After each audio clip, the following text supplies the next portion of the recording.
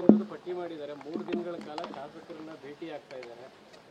ಏನು ಉದ್ದೇಶ ಸರ್ ಇದು? ಅಂದರೆ ಗೊತ್ತಿಲ್ಲ ನನಗೆ. ನಾನು ಕೂಡ ಕೇಳಿದ್ದೇನೆ ನಿಮಗೆ ಯಾವ ಉದ್ದೇಶಕ್ಕಾಗಿ ಕರೀತಾ ಇದ್ದಾರೆ ಅಂತ ಗೊತ್ತಿಲ್ಲ.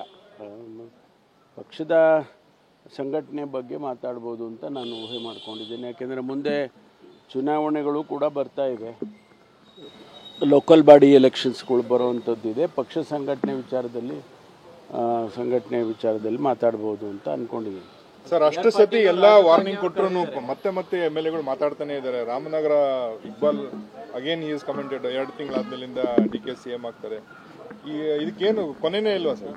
ಇಲ್ಲ, ಬಹುಶಃ ಇವತ್ತು ಮಾನ್ಯ ಸುರ್ಜೇವಾಲಾ ಅವರು ಮಾತಾಡುವಾಗ ಹೇಳ್ಬೋದು, ಅದನ್ನು ಕಟ್ನಿಟ್ಟಾಗಿ ಹೇಳ್ಬೋದು ಅಂತ ಕಾಣಿಸುತ್ತೆ. BR ಪಾಟೀಲ್, ರಾಜು ಕಾಗೆ ಅವರು ಕೂಡ ಕರೆದಿದ್ದಾರೆ. ಅಂದರೆ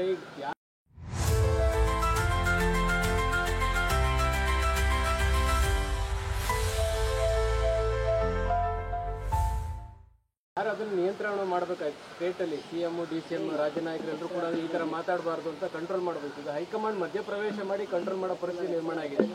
ಕೆಲವು ಸಂದರ್ಭದಲ್ಲಿ ಹೈಕಮಾಂಡ್ನವರು ಮಧ್ಯಪ್ರವೇಶ ಅಂದರೆ ಅವರ ಕೆಲಸ ಅಲ್ವಾ ಅದು.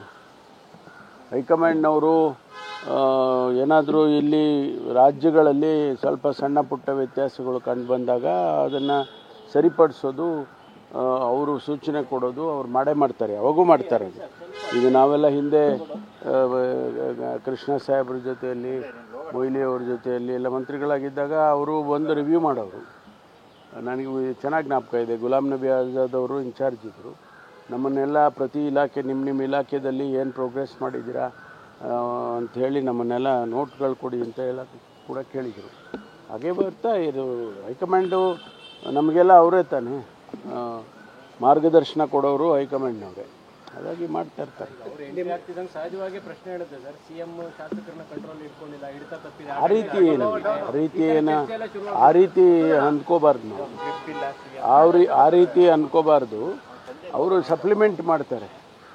ಹೈಕಮಾಂಡ್ನವರು ಬಂದಾಗ ಒಂದು ರೀತಿಯಲ್ಲಿ ಶಿಸ್ತು, ಮತ್ತೊಂದು ಪ್ರೋಗ್ರೆಸ್ಸು, ಇವೆಲ್ಲ ಒಂದು ರಿವ್ಯೂ ಮಾಡಿದಾಗ ನಾವು ಎಲ್ಲಿದ್ದೇವೆ, ಹೇಗೆ ಆಡಳಿತ ಮಾಡ್ತಿದ್ದೀವಿ ಅನ್ನೋದ್ರ ಬಗ್ಗೆ ಅರಿವಾಗುತ್ತೆ, ಅವ್ರಿಗೂ ಗೊತ್ತಾಗುತ್ತೆ.